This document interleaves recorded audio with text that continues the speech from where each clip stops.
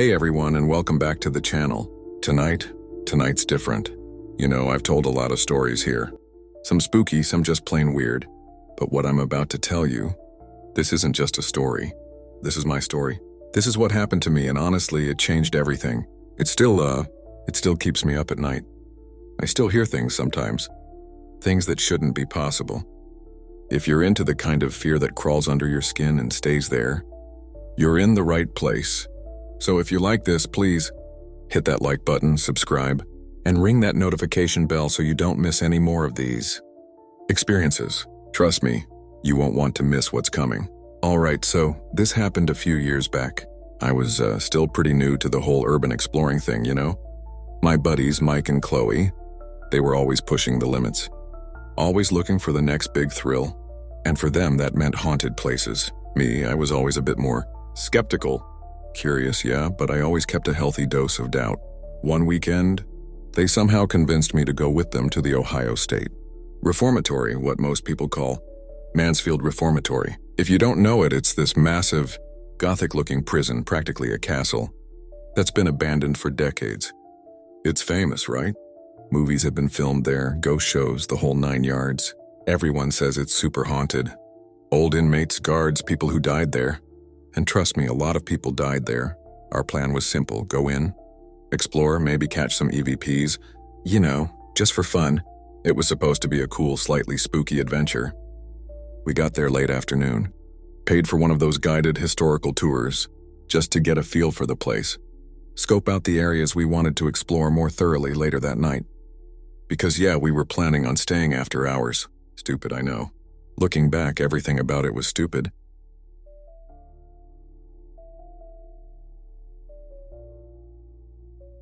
Even during the daylight tour, there was this oppressive feeling. The air was heavy, cold in places where it shouldn't be. Even though it was a warm summer day, you could just feel the weight of all the suffering that had happened within those walls. We were walking through the East Cell block, which is just massive. 6 tiers of cells, thousands of them. It's like something out of a nightmare even when it's bright, and that's when it started. I was messing with my camera, trying to get a good shot of the dizzying height of the cell blocks when I heard it. A whisper. Faint, almost imperceptible, but it was there. It sounded like someone calling a name. Not mine, but a name. I looked at Mike and Chloe, but they were both absorbed in their own photos, chatting about something. I figured it was just, you know, the building settling, or maybe my imagination playing tricks. Old buildings creak, right? Then a few minutes later, we were in the administrative offices, the parlor area. They called it where the warden used to live. Super ornate, but really creepy now with everything decaying. I felt this intense cold spot, like someone had just opened a freezer door right next to me. I shivered, honestly, just a full-body shiver. And when I looked down at my arm, I swear I saw goosebumps literally pop up. And then just for a second I smelled something. Something metallic, like old blood, and something else, something fetid, like sickness. It was gone as quickly as it came, but it made my stomach lurch. I didn't say anything to Mike or Chloe. Didn't want them to think I was, you know, freaking out already.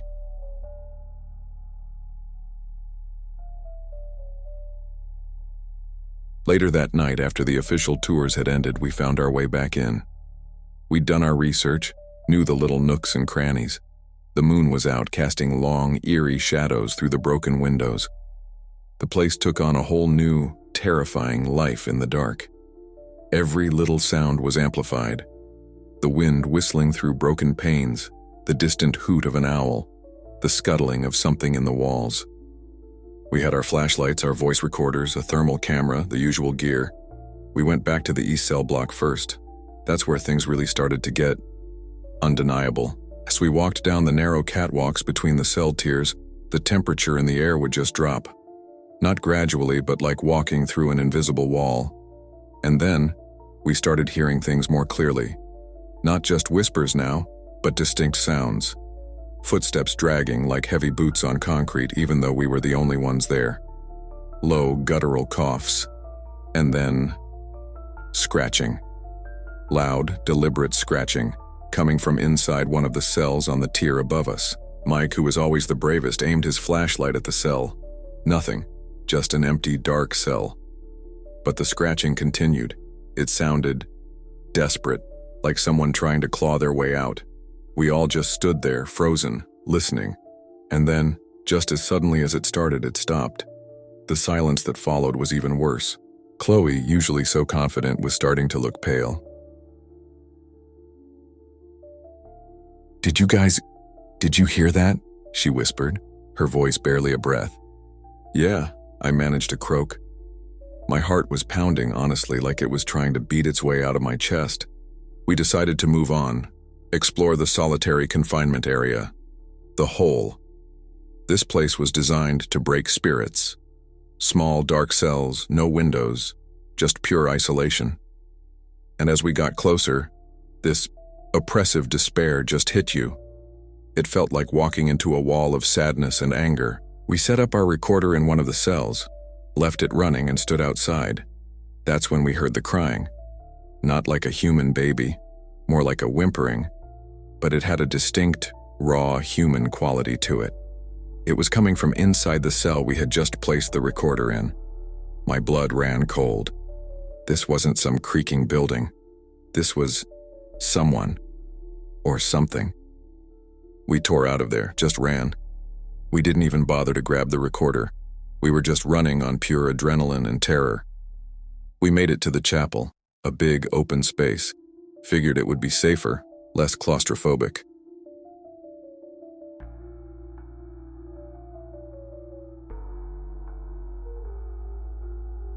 We were huddled in the chapel, trying to catch our breath, trying to rationalize what we'd experienced. Mike was trying to be stoic, but even he was visibly shaken. Chloe was trembling on the verge of tears. And then it happened. The sound of dozens, no hundreds of voices. It wasn't distinct words, but a cacophony of screams, guttural cries, moans of pain, shouts of anger. It wasn't coming from one place. It was everywhere. It filled the entire chapel, echoing off the high ceilings surrounding us. It sounded like an entire prison riot happening right around us. But we were alone. I dropped my flashlight. It clattered to the floor and the beam spun wildly, illuminating flashes of the empty pews, the decaying altar. The screams just kept coming, getting louder, more intense, filling my ears, my head, my very bones. I swear I could feel them, feel the agony in those sounds. It was pure, unadulterated suffering. Then through the chaos of the screams, I heard it clearly. A single, raspy voice right next to my ear. It said, "You're next." My blood froze. I couldn't breathe. I couldn't move. I squeezed my eyes shut, wishing I could just disappear. And then, I felt it. A cold, skeletal hand gripping my ankle.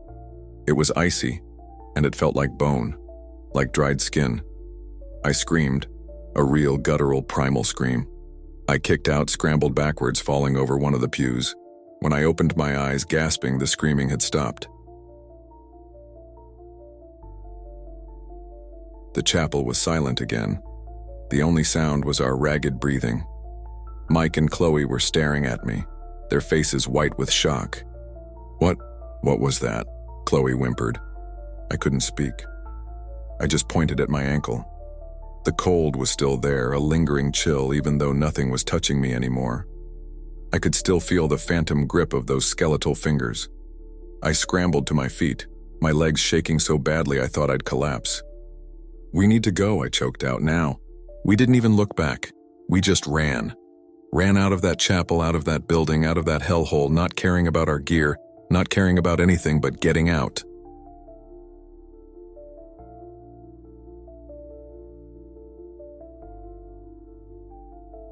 We made it back to the car, piled in, and drove without saying a word for what felt like an hour.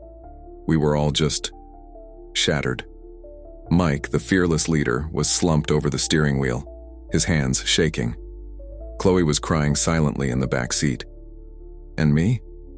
I just felt numb, disconnected. For weeks after that night, I couldn't sleep properly. Every creak of my floorboards, every whisper of the wind outside, every sudden temperature drop in my apartment, it would send a jolt of pure terror through me. I'd wake up in a cold sweat, convinced I could still hear those screams, still feel that icy grip on my ankle. I tried to tell myself it was just, the power of suggestion, our minds playing tricks in a scary place, but I knew. Deep down, I knew what I had experienced was real. The trauma, the fear, it It's settled into my bones. Mike and Chloe, they don't really talk about it anymore. We still hang out, but that night is unspoken between us. It's like we all signed a silent pact to never mention it again. I think it's because we all saw something that night, felt something that truly broke us a little. And sometimes, even now, years later, when I'm alone in a quiet room, I'll swear I can hear it. Just a faint, distant whisper, barely there, like a ghostly echo. And sometimes, it sounds like someone calling my name, just like that first whisper in the cell block. But then, sometimes, when I close my eyes, I still feel that cold, skeletal grip, just for a second, right there, on my ankle. And I wonder if they ever truly let me go, or if part of me is still screaming in that reformatory. So that's my story. My experience at Mansfield Reformatory. I know it's a lot to take in. It was a lot to live through. If you guys have ever been there, or to any other truly terrifying places, let me know in the comments below. I'm always interested to hear your experiences, but honestly, nothing has ever quite matched that night. Thanks for sticking around, guys. It means a lot to me that you listen. And remember, new episodes are coming out every day at 7 p.m. So make sure you're subscribed so you don't miss the next one. Until then, stay safe out there. And maybe, just maybe, stay away from old prisons. You never know who or what might still be waiting inside. Good night.